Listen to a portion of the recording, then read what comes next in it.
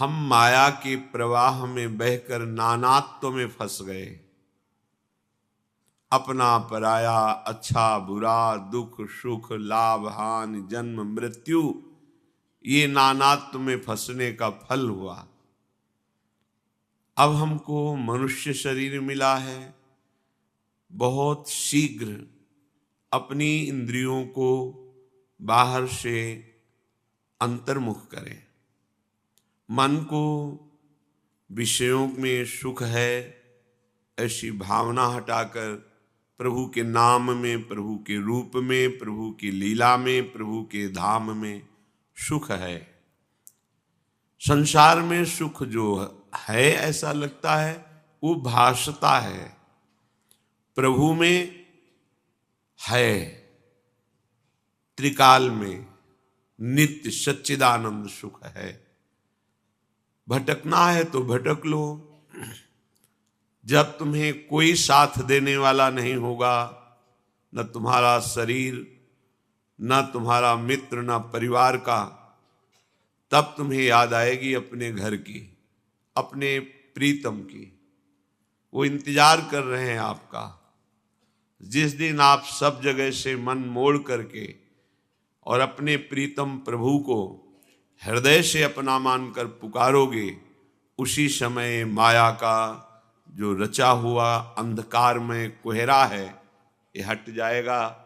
ज्ञान का भास्कर हृदय में प्रकाशित हो जाएगा। हमारी दुर्दशा इसीलिए है कि अभी हमें अशरण होने की स्थिति नहीं प्राप्त हुई। अभी हमारा बहुत कुछ है। प्रभु की सच्ची शरणागति तो उसकी हृदय से होती है जो अशरण हो जाता है। अशरण शरण, अशरण अब कोई पूछने वाला नहीं। जिसको देखो वो दुत्कार ही दे रहा है, छल कपट ही कर रहा है। अब मेरा तो प्रभु के सिवा कोई नहीं, ये किसी महासौभाग्यशाली को प्राप्त होता है। नहीं तो माया चंदोष कण जैसे सुखों को बिखेर कर हमारा पूरा जीवन अपने में आसक्त करके नष्ट कर देती है। कोई विशिष्ट कृपा पात्र इन आसक्तियों के बंधन से अपने को छुड़ाकर या प्रभु की कृपा से छूटकर एकमात्र प्रभु का अनन्य चिंतन करते हुए प्रभु में तन्मय होकर प्रभु को प्राप्त हो जाता है। कुछ ऐसे जन हैं जो सुख के लोभ से देवताओं की आराधना करते हैं। प्रभु करुणा करके जो उपदेश कर रहे हैं उसे समझिए। प्रभु हैं वो देवताओं के रूप में भी हैं। कोई प्रभु को देवताओं से ईर्ष्या नहीं है कि अब देवताओं की जो पूजा करते हैं प्रभु उनसे ईर्ष्या रखते हैं इसलिए कह रहे हैं तुम मेरी पूजा करो। नहीं नहीं, ये तो प्रभु का भजन करने वाले साधकों में नहीं रहती। ईर्ष्या, द्वेष, कपट, छल, ये सब नहीं। ये तो आसुरी संपदा है, अहंकारी के हृदय में होते हैं सब। जो ज्ञान संपन्न हैं उन महापुरुषों में नहीं होते। फिर जिनकी कृपा कटाक्ष से ज्ञान होता है उन प्रभु को ईर्ष्या कैसे हो सकती है? इसलिए भाव से श्रवण करें प्रभु क्या कह रहे हैं। प्रभु कह रहे हैं एप्यन्य देवता भक्ता यजन्ते श्रद्धयान्विता तेऽपि मामेव कौन्तेय यजन्त्य विधि पूर्वकम। पीछे प्रभु ने बताया कि एक है कि अष्टांग योग से संपन्न होकर समाधि के द्वारा मेरा भजन करते हैं। एक है एक ही भाव अद्वैत निष्ठा से ज्ञान के द्वारा मेरा भजन करते हैं। एक है सब में भगवान का भाव करके सबकी सेवा में अपने चित्त को जोड़ने की लालसा रखने वाले कर्मयोगी कर्म के द्वारा भगवान की उपासना करते हैं। पर सबसे प्रिय जो भगवान को है वो भक्त जन हैं जो अन्य चिंतन त्याग कर एकमात्र प्रभु का भरोसा प्रभु का बल, प्रभु की ही आश, बस निरंतर भजन, इनकी समानता में कोई नहीं है। प्रभु बोले हैं कि हे उद्धव, तुम्हारे जैसे मेरे अनन्य भक्त मुझको जैसा प्रिय हैं, वैसा भगवान शंकर, भगवान बलराम जी, लक्ष्मी जी, और यहां तक कि मेरा शरीर भी मुझे उतना प्रिय नहीं है जितना अनन्य भक्त प्रिय है। और प्रभु ऐसा भक्तों के चरित्र में दर्शन भी कराया है। एकमात्र भगवान का आश्रय और उनका भजन, वो भी किसी अन्य स्वार्थ कामना की पूर्ति नहीं, भगवत प्रेम के लिए।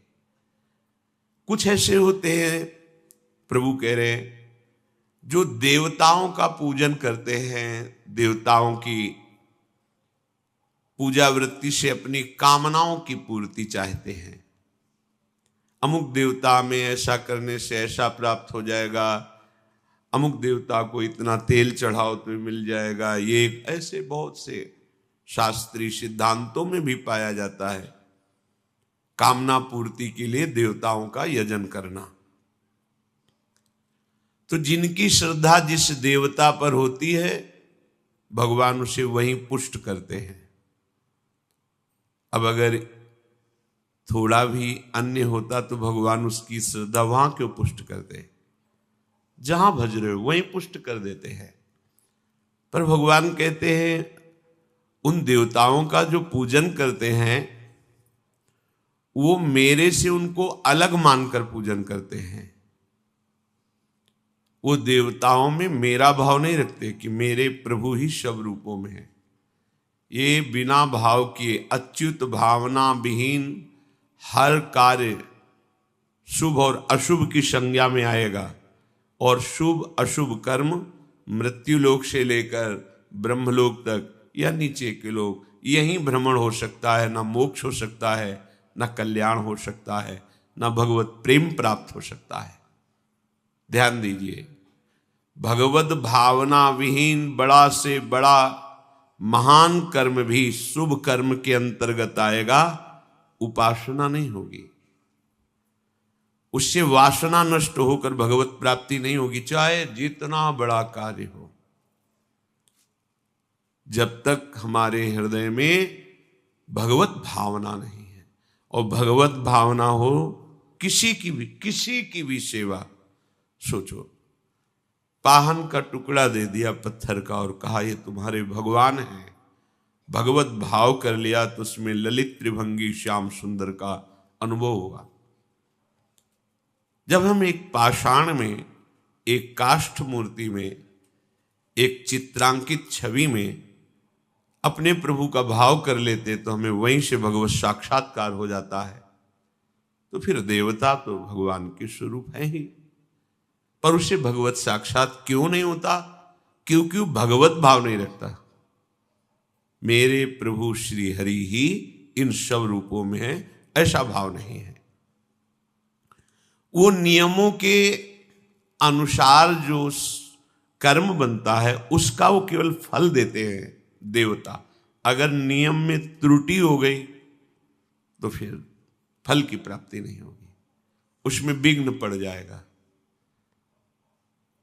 इसीलिए देवताओं की आराधना करने पर भी सफलता कम नजर आती है। अगर नियम पूरा हो गया तो जो फल मिलेगा वो नाशवान होगा। अविनाशी फल की प्राप्ति देवताजन नहीं करा सकते। हाँ, यदि भगवत भावना हो जाए तो हम कह रहे किसी भी जीव से भगवत प्राप्ति हो जाएगी, किसी भी जीव से। भगवत अच्युत भावना विहीन, जैसे माता पिता मेरे भगवान ही हैं, ऐसा मानकर आप सेवा करो, आपको भगवत प्राप्ति हो जाएगी। बस जैसे अष्टयाम हम लाडली लाल की सेवा करते हैं, आठों पहर आप अपने माता पिता की सेवा में कैसे सुख पहुंचाऊं, कैसे इनको हम सुखी करूं, अंदर से भावना रखते हुए ये मेरे भगवान हैं साक्षात, निश्चित भगवत प्राप्ति हो जाएगी। किसी भी जीव की सेवा भगवत भाव से, और भगवत भाव विहीन बड़े से बड़ा पवित्र कर्म दान पुण्य तीर्थाटन, जो वो शुभ कर्म होगा, वो भगवत प्राप्ति नहीं करा पाएगा। इसीलिए भगवान उसे कहते हैं अविधि पूर्वकम। करते तो हैं पर विधान नहीं जानते हैं, अविधि पूर्वकम। इसीलिए उनको उसका सही फल नहीं मिलता, जो उपासना का फल मिलना चाहिए वो उनको नहीं मिलता। तेपि मामेव कौन्तेय यजन्त्यविधि पूर्वकम। देवताओं का जो पूजन करते हैं वास्तव में मैं ही सब जगह विराजमान हूं, पर वो ऐसा नहीं मानते, मेरा भाव उनमें नहीं करते। अच्युत भावना विहीन, गोविंद भावना विहीन हर कार्य शुभ कर्म है, वो भगवत प्राप्ति नहीं करा सकता। ये बहुत सावधानी की बात है। किसी से बात करने के पहले उस पर अपने राधा वल्लभ लाल की भावना करो। अगर वो व्यवहारिक बात भी होगी तो भजन हो जाएगा। देखो, युक्ति से मुक्ति होती है। संत महापुरुषों के वचन हम इसलिए सुनते हैं कि उन्होंने युक्तियों के द्वारा माया की वृत्तियों को परास्त करके भगवदाकार वृत्ति की है। वो युक्तियां हमें कोई व्यक्ति आया हमसे बात कर रहा है, हम पहले भावना की और हैं, और आचार्य का आदेश भी है, सर्वानुवस्तुतया निरीक्ष परम स्वाराध्य बुद्धिर्मम, मेरे आराध्य देव ही आए हैं, अंदर से भावना। व्यवहार में त्रुटि कर लो तो चलेगा। जैसे सामने कोई बहुत ही गंदा व्यवहार करने वाला व्यक्ति है, भावना में तत्काल हमने मानसिक प्रणाम किया, अब व्यवहार उसका वैसे ही करेंगे जैसा वो रूप लेके आया है, पर भावना में हमारे अंतर नहीं। बोले ऐसा कैसे हो सकता है कि सामने मुझसे भगवत भाव भी करें और कटु व्यवहार भी करें? ये अभी अज्ञान की धरा में, इसलिए अरे वहां तो भगवत भाव करना है। भीष्म जी तो महाभागवत हैं और सामने श्याम घन विराजमान उनके ऊपर बाण चला रहे हैं। अगर आज्ञा हो जाए तो उनसे जैसी उनकी आज्ञा हो जाए। देखो, जय विजय निजी पार्षद हैं, आज्ञा हो गई कि हमारे बल का दर्शन करना चाहती है लक्ष्मी जी, तो हमारे समान तो तुम हमारे ही पार्षद हो, चलो हमसे वैर की लीला करो। तो अंतिम समय तक बोले, कहां राम रन हतो पचारी, आपकी आज्ञा है तो कसर नहीं रखूंगा, बिल्कुल जैसा दुश्मन व्यवहार करता है हे स्वामी मैं वैसा ही व्यवहार करूंगा। ये भगवत पार्षद जय विजय है। अपने लोग बहुत अज्ञान की धरा में इसलिए समझ नहीं पा रहे। कोई भी हमारे सामने आए, हमें खोजना नहीं है, हर जगह अपने प्रभु की भावना करने में आप क्या चला जाता है, वही भजन हो जाएगा। जो ये हम लोगों को परेशानी होती है कि मेरा मन नहीं लगता, भागा भागा घूमता है, छोड़ दो, जाओ भागो। तुम जहां भाग के जाओगे तुमसे पहले हमारे भगवान वहां विराजमान है, जाओ। कोई स्त्री रूप, कोई पुरुष रूप, कोई पशु पक्षी जड़ चैतन्य, कोई तो पकड़ेगा ये, और जिसको पकड़ेगा हम फट उसमें भावना करें मेरे राधा वल्लभ लाल इस रूप में भी है। पक्का समझिए ये महाभजन है। बस इसमें हर समय अंतर्मुख वृत्ति होगी तभी पकड़ पाओगे, नहीं तो समय का प्रवाह माया ऐसे ही व्यर्थ नष्ट कराती रहती है। अविधि पूर्वकम उसकी हर सेवा हो जाती है जिसमें भगवत भावना नहीं होती। बात समझ लीजिए, भगवत भावना से युक्त होकर के हर कार्य महाभजन है। बड़े महापुरुषों को देखा गया है।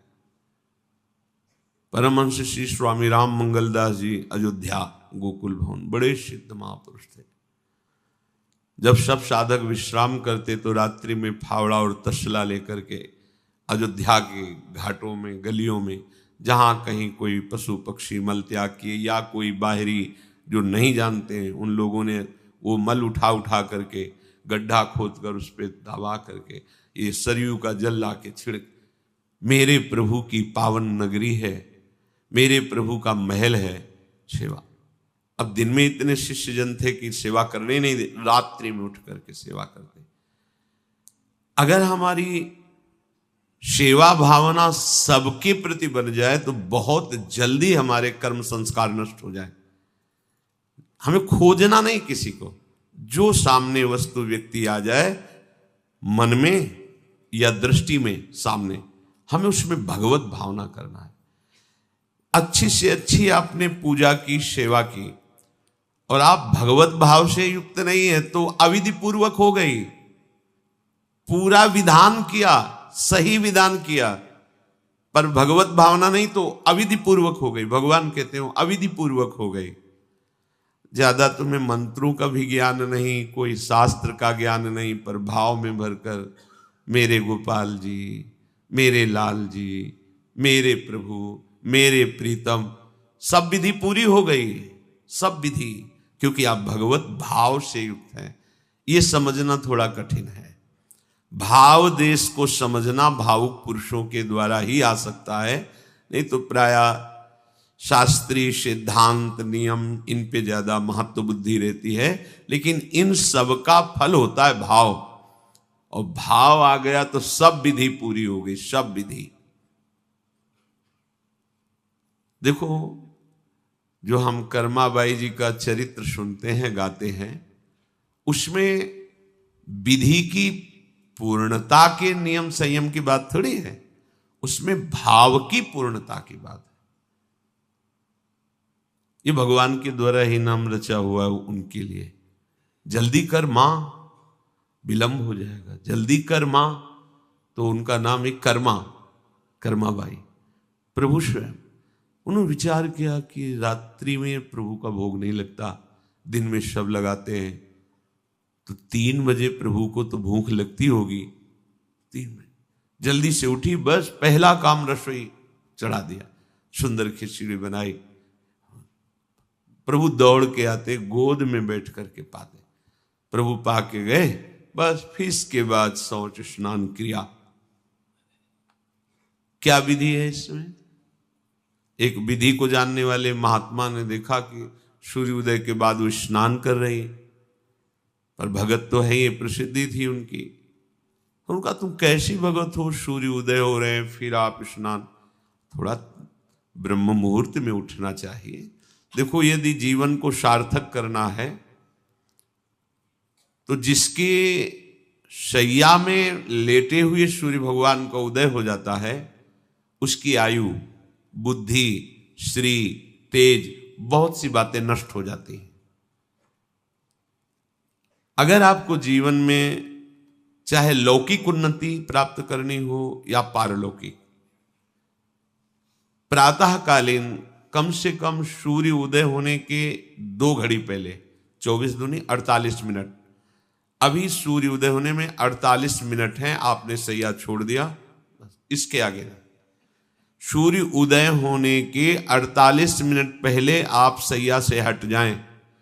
अगर आप रात्रि में जगे हैं तो सूर्य उदय होने के 48 मिनट बाद फिर आप सो जाएं। लेकिन वो जो बीच का समय, प्रातःकालीन संध्या भुवन भास्कर भगवान पधार रहे हैं, वो आप सो रहे हो, तो आपकी आयु, आपका वैभव, आपकी बुद्धि, ये सब नष्ट होने लगती है, पता नहीं चलता लोगों। देखो, कहां तेजवान चेहरे दिखाई दे रहे हैं। खूब तो सब खा पी रहे हो, खाने पीने क्या तेज एक अलग होता है, भागवतिक तेज अलग होता है।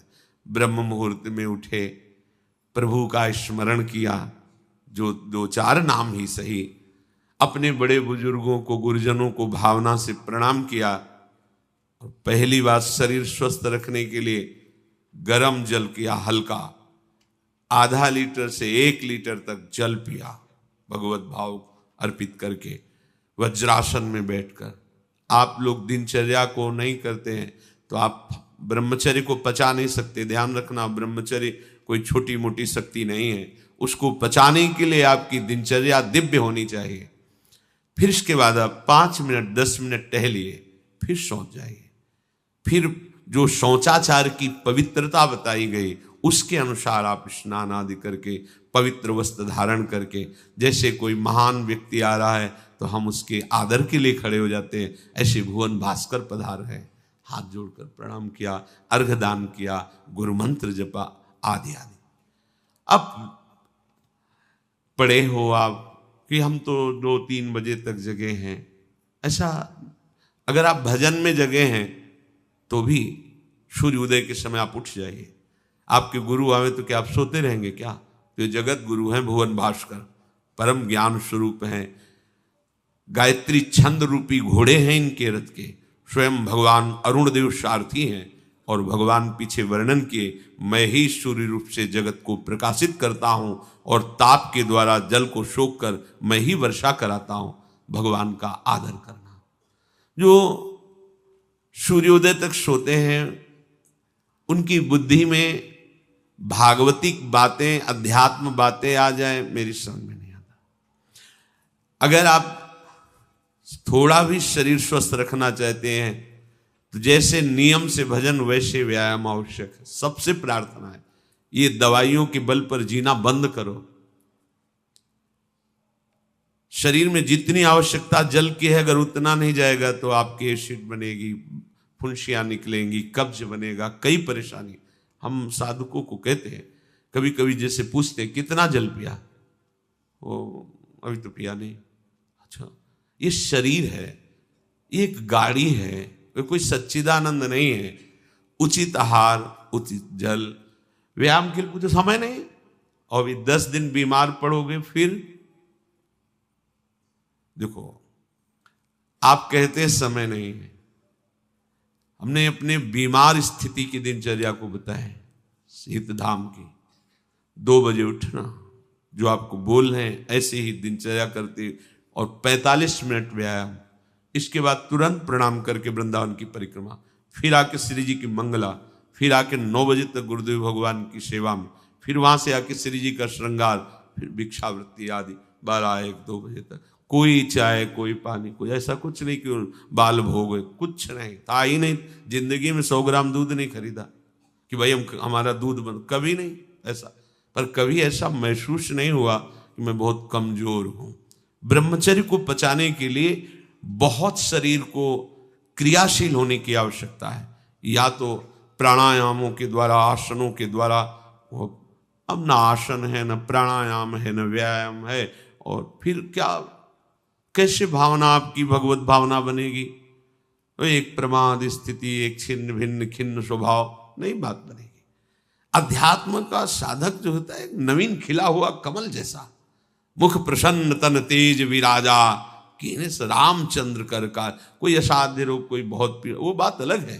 नहीं तो ऐसा वो जैसे कमल खिला होता है ऐसे खिला रहता है। क्यों? हर समय चिंतन सही, आचरण सही, सब कुछ सही।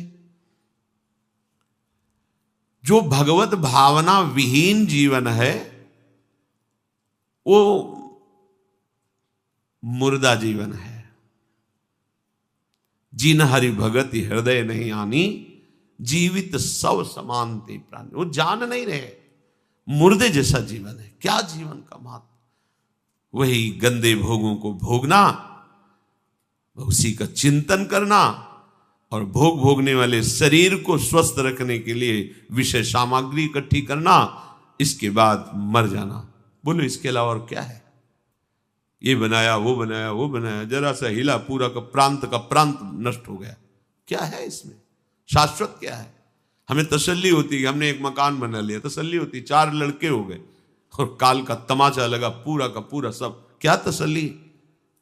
हृदय को तसल्ली तब दो जब नाम चल रहा है, राधा राधा राधा राधा। दिनचर्या ही नहीं बन पा रही है आज के नए समाज की, दिनचर्या ही नहीं बन पा रही, भगवत भावना ही नहीं है। देखो, अगर परिवार में रह करके आप भगवत भावना नहीं करते तो सब परिवार में रहकर आसक्त हैं और सब दुर्गति को प्राप्त होते हैं। जब तक भगवत भावना नहीं है तब तक सब अविधि पूर्वक है। मान लीजिए सब अविधि, विधि भगवत भावना है। कुछ भी, किसी से भी, कोई भी, बस भगवत भाव, वही आनंद का अनुभव हो जाएगा। अतः उनके द्वारा किया गया देवताओं का पूजन मूल में मैं ही हूं, मेरा ही है, पर वो अविधि पूर्वक है। अविधि पूर्वक का तात्पर्य है कि वो ये नहीं जानते कि इस रूप में सर्व सामर्थ्यशाली भगवान ही विराजमान है। कभी कभी मंत्रों का ज्ञान नहीं होता, पूजन की सामग्री शुद्ध नहीं होती, भाव शुद्ध नहीं होता, इसलिए उनका पूजा सेवा आगे चल करके फल प्रदान नहीं कर पाता। प्रभु कह रहे मेरे में रिझाने के लिए किसी पूजा सामग्री की या किसी धन संपत्ति की आवश्यकता नहीं। पिता को बस इतना ही चाहिए कि वो अपनापन करके दौड़ के उनकी गोद में बैठ जाए, बस अपनापन प्रभु को चाहिए। माया के भूल भुलैया से वापस लौटिए और एक बात केवल बैठ जाए अगर हृदय में कि मेरे प्रभु अब मैं थक गया हूं, यहां कोई मुझे सहारा देने वाला नहीं, अपना नहीं, नाथ मुझे अपना बना लो। ये बहुत बड़ी बात है हृदय की। किसी के बहुत भाग्यशाली होगा उसके हृदय में बात आएगी। प्रभु उसकी रुचि का विषय बन जाते हैं। प्रभु जहां वो ऐसा भावना करता है और उसकी रुचि हो जाती है प्रभु में। जैसे हमारी विषयों में रुचि, ऐसे प्रभु में रुचि हो जाती है। अब वो जो भी करता सब पूजा हो जाती है। ये राह से जल्दी सबको समझ में नहीं आता। ध्यान दीजिए, भगवत भावना विहीन आप जो भी कर रहे हैं वो सब अविधि पूर्वक है, भगवान कह रहे हैं। अगर भगवत भावना युक्त है तो जो भी कर रहे हैं सब विधि पूर्वक। कर्माबाई जी ने, एक विधि विधान जानने वाले संत ने जब कहा कि आप तो बिना स्नान में बड़ा अपराध, ऐसे तुम कैसे बना पाओ, और वो प्रातः अपनी स्नान आदि दिनचर्या करने लगी तो विलंब हुआ। फिर खिचड़ी अमनिया की ठाकुर जी को, ठाकुर जी आए गोद में बैठ के, एक कवल ही पाए कि उधर पर्दा, भाग के ठाकुर जी गए। खिचड़ी लगी थी, पार्षदों ने कहा जय जय तो अभी भोग ही नहीं पधराया। फिर और बोले कर्मा भाई है ना, वो मुझे भोग लगाती है। और पता नहीं उस महात्मा ने क्या समझा दिया विधि विधान, वो भोरी भारी हमारी भक्ता, वो अब नहाने धोने में समय लगाने लगी, इसलिए आज विलंब। देखो तुम जाओ और उनसे कह दो हम विधि विधानों से फंसने वाले नहीं, विधि विधान हमें कोई फांस नहीं सकता है। एक प्रेम फांस है जिसमें मैं फंस जाता हूं। बिना किसी बंधन के अगर ये बंधते हैं उसका नाम है प्रेम डोरी। जय श्री भट्ट प्रेम रस बंधन, क्यों छूटे दृढ़ फंद, बसो मेरे नैनन में दो चंद। ये बात सबकी समझ में नहीं आती। जाओ उनको कह दो जैसे वो बनाती थी वैसे ही बनावे। पूरा अविधि है। अगर शास्त्रीय सिद्धांत से दे देखो अविधि है, पर वो महान विधि है जो भगवान को आसक्त कर लिया। कौन सी विधि? मेरे अपने प्रभु, मेरे प्यारे रात में भूखे रहते होंगे, ये भाव। भगवत भाव विहीन जितना जो कुछ आप कहोगे कि कैसे अविधि पूर्वक भगवान कह रहे हैं।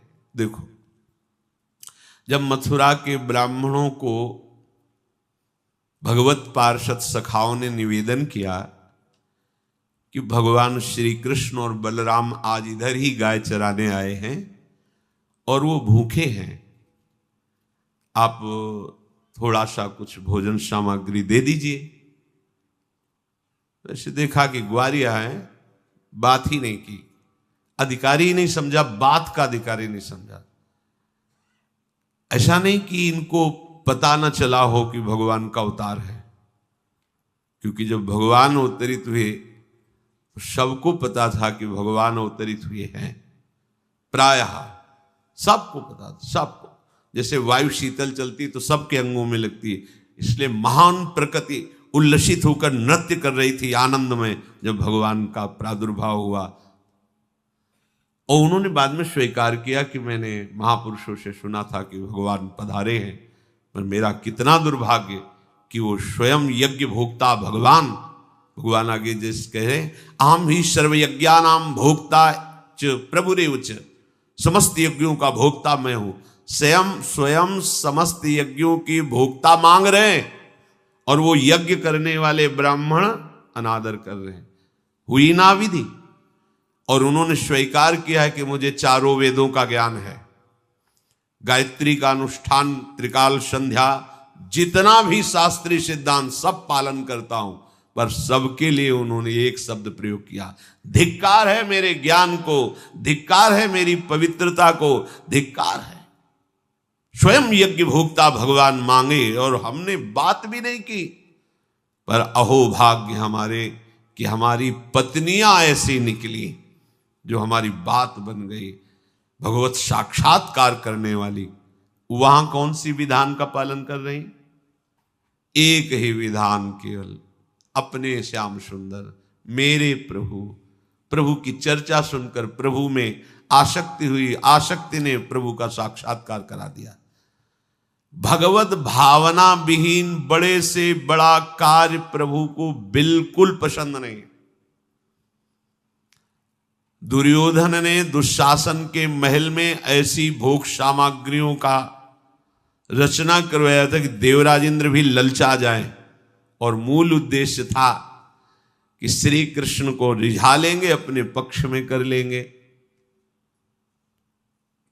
प्रभु ने उनसे वार्ता जब संधि की तो उन्होंने कहा कि बिना युद्ध के 5 गांव की बात क्या, सुई के अग्रभाग भी नहीं दे सकता, सुई के अग्रभाग भर भी जमीन नहीं दे सकता। 5 गांव की भगवान ने कहा था ऐसा करो, तुम हस्तिनापुर के चक्रवर्ती सम्राट पर बैठे रहो, 5 गांव दे दो पांडवों को, वो मेरे भक्त हैं, मेरा आदेश पालन कर। उनका सूजी अग्रे न केशवा, सुई की नोक भर नहीं। भगवान चलने लगे तो कहा आओ प्रसाद पा लीजिए, भोग पा लीजिए, आइए महल में। तो उनका पाया वहां जाता है। यदि पवाने वाले में प्रीति हो या पाने वाले को मिलता ना हो, बहुत भूखा हो, मेरे को भूख नहीं है, तेरे में प्रीति नहीं है, चल दिए भगवान। भगवान उधर गए भी नहीं, और गए का भगवत भाव भावित विदुर जी के घर, वहां मांग करके छिलके पाए। देखो छिलके पवाना विधि है, अविधि है। अभी सेवा अपराध में सुन रहे थे ना, हाँ, अच्छा से अच्छा पदार्थ प्रभु को पवाना, और वो अच्छा पदार्थ तो फेंक रही है और छिलका पवा रही, अविधि है, पूरी अविधि है। लेकिन यही सही विधि है, क्योंकि वो है ही नहीं भाव में इतनी ऊंचाई पर डूबी। उन्हें कोई, जैसी विदुरानी जी वैसे ही लालजू महाराज पा रहे, उनको भी शुद्ध नहीं, और कह रहे वाह बहुत सुंदर, बहुत स्वादिष्ट। वो भाव पवा रही तो वो भी भाव का स्वाद ले रहे। अपने उपास्य देव में प्रियता हो जाना ये सारी विधि है। इसीलिए अपने वृंदावन उपासी जन जो है, वृंदावन रसोपास्य, यहां मंत्रों के आदेश से सेवा पदार्थ समर्पित नहीं किया जाता। अमुक मंत्र पढ़ो फिर वो सेवा नहीं, यहाँ तो राधा राधा राधा। और जब जैसा भाव आया, या ऐसा नहीं कि ये ऐसे ऐसे ऐसे न, जब भाव आया अपने भाव में, भावोत्सवेन भजताम रसकाम धेनु, भाव, ये थोड़ा भक्ति का फलस्वरूप भाव होता है। जो प्रभु से विलग भाव करके उपासना की जाती है वो अविधि पूर्वक हो जाती है, और जो भगवत भाव करके की जाती है वो सब विधि मानी जाती है। जिसमें हमारे प्रभु को सुख मिले, ऐसी भावना करके जो भी किया जाए उससे भगवत प्राप्ति निश्चित है। क्योंकि श्री भगवान कह रहे हैं अहम ही सर्वयज्ञानां भोक्ता च प्रभुरेव च न तु माम अभिजानन्ति तत्त्वेनातश्च्यवन्ति ते। क्योंकि सब यज्ञों का भोक्ता मैं हूं, मैं सबका स्वामी हूं, परंतु ये जो मेरे से विमुख हैं ये ऐसा नहीं जानते हैं, ये मुझे तत्व को नहीं जानते, इसलिए ये अन्य भावना किया करते हैं। जो मेरे को नहीं जानते हैं, मेरे भाव से नहीं है, वो कुछ भी करें उनका पतन ही होता है। बात इसमें यह है कि जब अविनाशी नित्य चिदानंद भाव ही नहीं है तो विनाशी खेल में सत्य भाव से लगोगे तो तुम अविनाशी का विनाश ना होते हुए भी विनाश की सारी लीला सहनी पड़ेगी। जैसे आत्मस्वरूप जो हमारा स्वरूप है उसमें किसी शस्त्र का, मंत्र का, किसी भी दैवी शक्ति का कोई भी बस नहीं है। जो हमारा आत्मस्वरूप है कि मंत्रवेत्ता कोई भस्म कर दे, किसी दिव्यास्त्र का संधान करके हमारी आत्मा को छेद भेद दे, अक्लेद्य है, अशोष्य है, अदाय है। फिर भी हम जलन का अनुभव करते हैं, अंतर और बाहर से भी। क्यों? वहां तो बता रहे हैं कि अदाय है, कोई भी ताप आत्मा को स्पर्श नहीं कर सकता। फिर ये जलन क्यों होती है? लगता तो हमें ही कि मैं अंदर से जल रहा हूं या बाहर से शरीर में अग्नि आदि छू जाए तो ताप लगेगा, क्योंकि हम अपने अविनाशी भाव में नहीं हैं। ध्यान दीजिए, अविनाशी होते हुए भी अविनाशी भाव में ना होने के कारण मुझ अविनाशी तत्व को विनाश की पूरी लीला सहनी पड़ती है, पूरे कष्ट सहने पड़ते हैं। नहीं सहने पड़ते? देखो आप, जन्म मरण मेरा थोड़ी होता है। मेरा स्वरूप नयनम छिन्नन्ति शस्त्राणि नयनम दहति पावकः न चैनम क्लेदयन्त्यापो न शोषयति मारुता, पर हो रहा है। हम जल में डूब के मर सकते हैं, हम वायु के प्रवाह में, हम नाना प्रकार के दुखों के प्रवाह में। क्या हुआ? बोले चूंकि तुम अपने अविनाशी स्वरूप भाव से बिलग हो। समझ गए? वही बात यहां श्री भगवान कह रहे हैं कि यदि तुम ये भाव नहीं समझ पा रहे कि सबका भोक्ता मैं ही हूं, सब यज्ञ जितने भी साधन सबका फल प्रभु ही है, मैं सबका स्वामी हूं। जो मेरे को तत्व से नहीं जानते हैं, मेरे पर भाव नहीं करते, उनका पतन ही होता है। कारण ये अविनाशी भाव ना होने के कारण, विनाशी में सत्यत्व भाव होने के कारण परिणामता कुछ हाथ नहीं लगेगा, केवल नाश ही नाश।